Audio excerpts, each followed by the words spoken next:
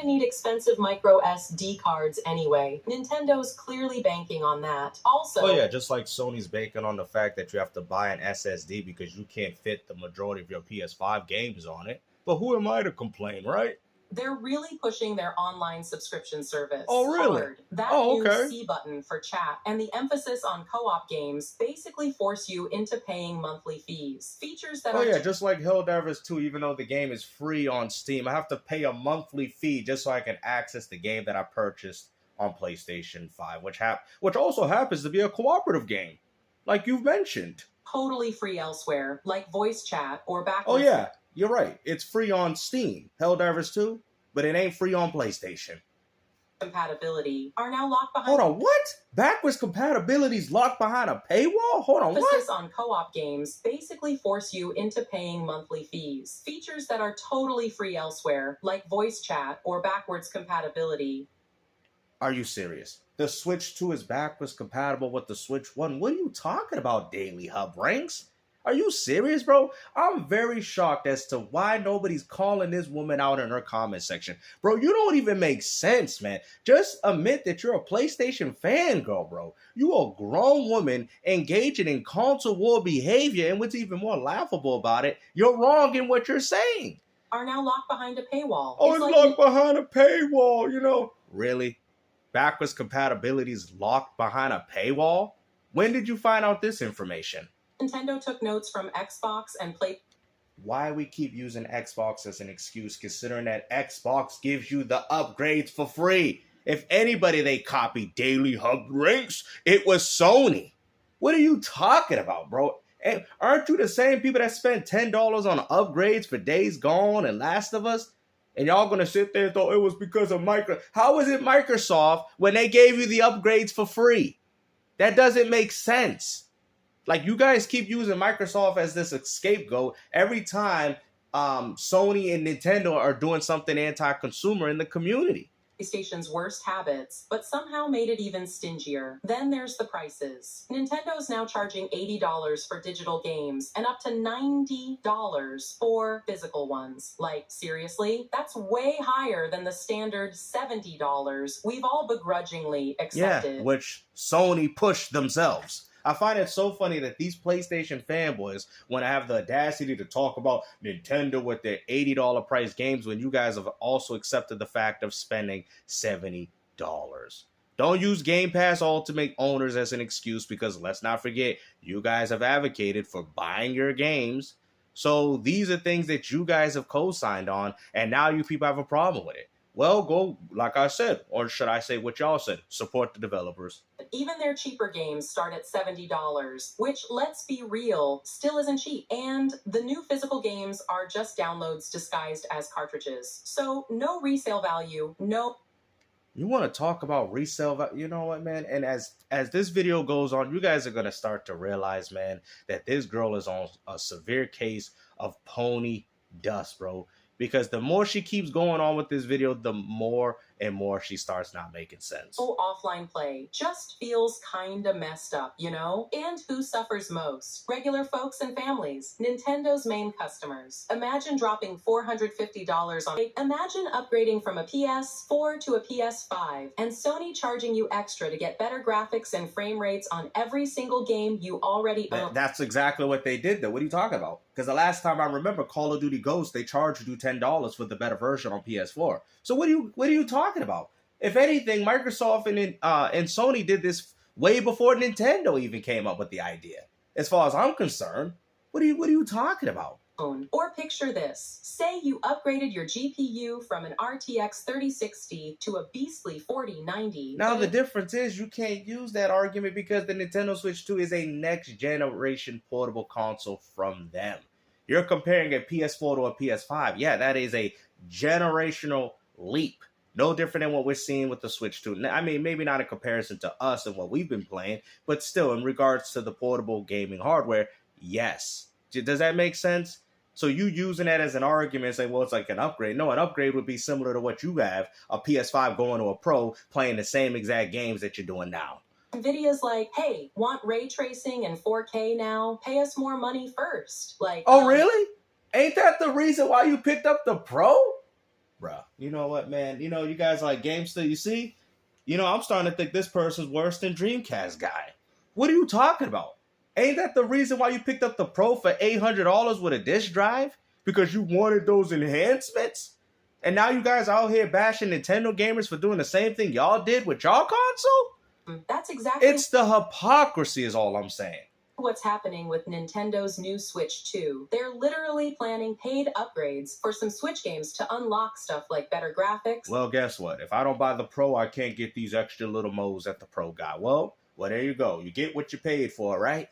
Higher frame rates, and new features. Zelda, Kirby, Metroid Prime 4, all gonna have these Switch 2 editions. Sure, Nintendo said a few updates, like Breath of the Wild, will be free for people who already pay for their fancy Switch Online expansion pack. But everyone else? Well, you're paying again for a game you already own. I mean... Oh yeah, that's funny. Last of Us Part 1, Last of Us Part 2, Days Gone, Until Dawn Remake, Uncharted 4. What are you talking about, bro? What are you actually saying right now? Because the last time I checked, y'all did the same thing on PlayStation 5, bro. Y'all doing the same thing. Even if you bought God of War Ragnarok on PS4, you had to upgrade it for $10 to get the PS5 version, if I remember, right? So y'all did the same thing. Cool that Kirby's getting some extra story content. Oh, yeah. That's funny because the last time I checked, Days Gone did the same thing. Oh, yeah. Or how about Last of Us with its little survivor mode, right, that they added? Even though people said, I barely see a difference, but I'm going to pay the $10 for the extra little modes, bro. Y'all did the same crap. And the fact that you was out here damage controlling that just goes as far to tell us that you ain't nothing but a PlayStation fangirl. Metroid Prime 4 is going to have mouse support and different graphic modes, 4K 60 FPS, but why isn't this stuff just part of the game if you already bought it? Like, this just feels like a sneaky move to squeeze... Remember that the 4,000 PS4 to PS5 games add, Sony gave us all of this for free. What do you mean?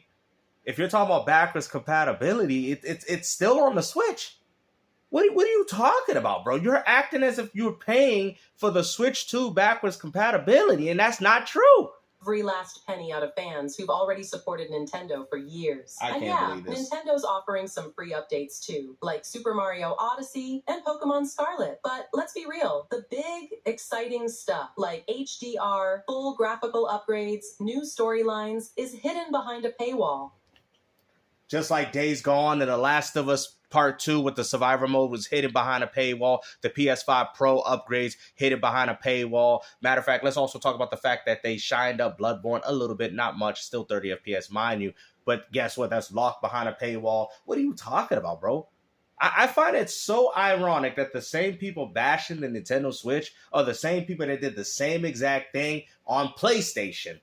Imagine buying Tears of the Kingdom twice, just to... Oh yeah, just imagine buying Last of Us for the PS3, PS4 remaster, and then PS5 version again. And then imagine buying the Pro to even compensate for that. And you know what, matter of fact, imagine buying the collector's edition.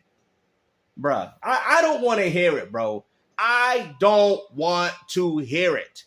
Because you want to sit there and go as far to bash Nintendo for what they doing, but you picked up Last of Us for PS3, PS4, you did it for the PS5, you pick up the Pro, so you get the Pro label. What are you talking about, bro? And now you're going to do it with the collector's edition. Ain't nobody want to hear this coming from you. It at 60 frames per second and slightly nicer. That's exactly what those upgrades were. Last of Us PS3 was 30. Last of Us on PS4 was 60. You did the same thing, except y'all pay 60 for it. This feels... And then you went as far to buy Last of Us for the PS5 again, because it was a remake built from the ground up, and this time it didn't even have the online multiplayer. Bruh, you know what? Way too similar to the whole next-gen upgrade thing we saw with PlayStation and Xbox. But Nintendo's taking it even further, turning standard improvements into premium features. I really don't understand how you could even sit there and say that while also showing a PS5, bro. What do you think PlayStation's been doing? So, I don't know. Doesn't this kind of set a scary precedent? Like, what's next? Paying for patches or having to upgrade your games every time a slightly better console drops? Honestly, seeing the Switch 2 It's so funny that that she says that, but yet the PS5 Pro exists. But go ahead. Reveal just made me want to ditch Nintendo altogether and pick up a PlayStation Portal. Like, what? Bruh. Yo, come on, guys. Come on, PlayStation fans. Please, bro, for this video, bro. I understand that, there's some differences between us, but, man, come on, bro. Come on, bro. Let's keep it realistic here, bro. Like, I don't know what y'all doing, man. If you PlayStation fans even take a remote stand on it, I have no respect for you. Because now you're going as far to say that the Portal is better than the Nintendo Switch, bro. Come on, bro. Let's hear it again. Every time a slightly better console drops. Honestly, slightly better console, which is exactly what the Pro is, but go ahead. Seeing the Switch 2 reveal just made me want to ditch Nintendo altogether and pick up a PlayStation Portal. Like, why? Who the hell would pick up, Nintendo fans are like, who the hell would want a PlayStation Portal when it's streaming? Matter of fact, you're comparing the Portal to the Switch 2, when in reality, you should be comparing it to the Switch Lite. And even then, the Switch Lite still single-handedly whoops your behind because you get physical media, you get all those games there, and it's portable because that's what the Portal is, right? So, seriously, did you guys catch that Elden Ring and Hogwarts Legacy footage running on Switch 2? It genuinely made me wonder, why do these games look so rough? I swear. Oh yeah, did you also see Street Fighter 6? And it was giving the PlayStation 5 a run for its money. That's why they were out here running that the Switch 2 is more powerful. Yeah, what about that? Where even my laptop, which literally doesn't even have a dedicated GPU, can handle these games better. It's kind of embarrassing at this point. But then I started thinking about the PS Portal, and the idea got way more appealing. Like, imagine having instant access to the 500 plus PlayStation. Oh yeah, just like you have instant access if you buy the Switch 2 to all the Switch 1's library, but you just sat there and said it was behind a paywall. Games I already own, right there, ready to stream whenever I want. Stream. So apparently streaming, guys, is better than playing the game natively. Sure, it's streaming, either straight from my PS5 or through PS Plus, but lately... So hold on, but you just said they lock stuff behind a membership, but then you go as far to say, yeah, it might be through the internet, or it might be through... So you have to pay for PlayStation Plus to do this? I ain't got to do this with the Switch. I ain't got to do that. I can just pick up and play. What you're doing is no different than what Microsoft's doing with cloud gaming.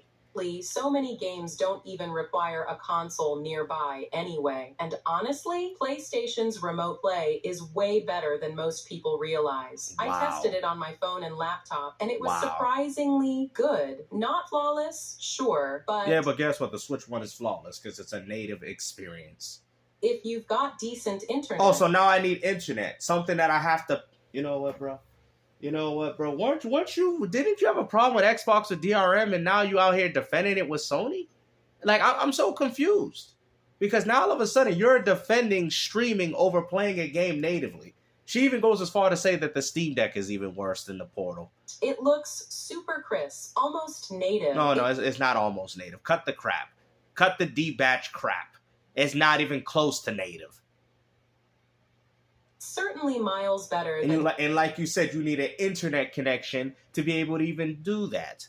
Which kind of also beats the purpose of why you would have a Portal in the first place. Nintendo's overpriced, watered-down ports, they're charging $80 to $90 for. Watered-down ports? Plus, and this is the kicker, the PS Portal actually improves remote play significantly. The experience is just smoother, cleaner. You cannot be serious, bro. You cannot be serious. Did you just say the PlayStation Portal is smoother than the Switch 2? Bruh, you know what, man? Y'all, I don't know, man. I feel like after this, man, if the right people see this video, there gonna be some videos coming out on this situation because you sound stupid.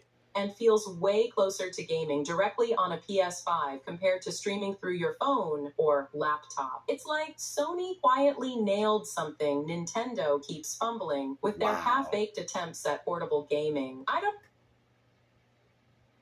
know. Maybe I'm crazy. Yeah, you're most definitely crazy. Suddenly, the PS Portal seems way more appealing than dealing with Nintendo's latest cash grab. Bro, your Portal can't even compete with the Switch Lite. Even if you want to go as far to talk about price, the Switch Lite is still better than what you're getting with the PlayStation Portal. What do you guys think? And sure, you could argue that you can take the Switch or Steam Deck and play anywhere without being tied to an internet connection. I can game at the airport, Starbucks, or even on flights. Of course, she got to get her little Starbucks. And to that, I say, I guess she loves it when she go order something and they put her name on the cup. Oh, I love it. My name is Jamie HUBRANX. Oh. Good for you, man. But me, personally, if I'm leaving the house, it's because I have things to do. Oh, here we go with the excuses. Here we go. I'm not about to pull out a gaming console from my purse or backpack at Starbucks. You don't have to do that. You can still play at a portable. You ever sat on a bed or on a couch or a sofa? Who's to say? And the funny thing is you could also dock it and play it at home. So you have the option of doing what you want with it. While waiting for a friend or standing in line at a doctor's appointment. So for me, the PS Portal these days is way more appealing than the others. I can play in bed or just chill on the couch. Bro, I just literally said that you could do the same thing with the Switch, bro. You can literally do the same exact thing on the Switch and you out here talking about, I don't need it for a doctor appointment. Bro, this is capping, or bro. standing in line I don't want to hear it no more, man. I'm tired of you ponies, bro. The PS Portal these days is way more appealing than the others. I can play in bed or just chill on the couch for a quick... But you could also do the same with the Switch. ...session. And or the I Steam know Deck. I'd enjoy it more than having a Switch or Steam Deck. My only concern would be adjusting the screen brightness. And trust me, God of War... Now, mind you, the Switch has access to physical and digital games. You went as far to talk crap about Nintendo and their digital games, but you could only access your library of PlayStation games if you own them digitally. So that also means you don't even have a physical version of the game. You have to digitally buy the games on the PS5. So you just bodied your own argument. Rock and Spider-Man 2 look and run better than any native Steam Deck or ROG Ally port. Yo, I ain't even saying nothing. On low settings. I was super skeptical about the PS Portal before, but right now, there's nothing that makes more sense to me. I already have the games. The Portal costs around $200. It's a no-brainer for me, but that's just my opinion. No, that's not your opinion, because it's stupid. I'm sorry, bro. Like, if it's your opinion that if you have most of your games and you want to buy the portable, but to sit there and go as far to say, well, I don't need the Switch because who's to say I'm going to take it out, while also defending another portable, which is far worse in almost every single category that you're bringing up with the Switch 1 and Switch 2 and Steam Deck, including the ROG Ally, is where people have to draw the line with you. It's got their own needs. If you're getting a Nintendo... Oh, yeah, and it's called ponies. I mean, this girl's out here eating contaminated carrots and enjoying it. Nintendo Switch for the exclusives, like Mario games. Yeah, something that y'all don't have. And Zelda, and you want to go camping with your handheld... But why do I have to go camping with the Switch? Why can't I not just kick back, like you said, with the Portal and do the same thing that you're doing at home? Like, why are you using this as an excuse? The same way you're using the Portal is the same way somebody could use the Switch. Hey, who am I to judge? But if you're buying the Switch 2 to play 2-year-old ports that run at 30 frames per second and... Really? Because last time I checked, I thought Metroid Prime running at 120 FPS. You know what, man? Go ahead. And 1080p resolution while you're at home. And you're paying $80 to $90 for those games. Well, I think... Oh, now you want to bring up... But didn't you say there was a problem with people that played on Game Pass, and now you have a problem with people buying games on Nintendo? But it's fine to support what Sony's doing, but it ain't fine to support the competition. Got you. Are better options out there. Those are my 2 cents. Better I know options. Some of you will totally agree with me, and others will disagree. No, we're disagreeing. So let's keep this conversation going in the comments section. Remember when most big, like Mario Kart World... Well, that's funny, because this game that you're playing right now, I can actually play it on the Steam Deck for free, while you have to pay for it, including on the Portal, for... You know what?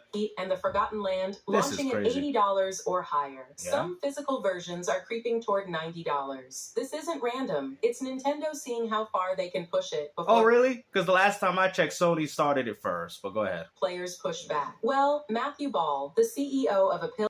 Yo, we're about to end it right in here, but this woman is delusional, bro. Like, if you're a PlayStation fan and you are defending any of the stances that she had, you're a bona fide fanboy, bro. Like, you're going as far to talk all this garbage, and considering that the Switch 2 is far better than what you're getting with your lousy PlayStation Portable. Hopefully you guys enjoyed the video, and like I said, take care. Peace out.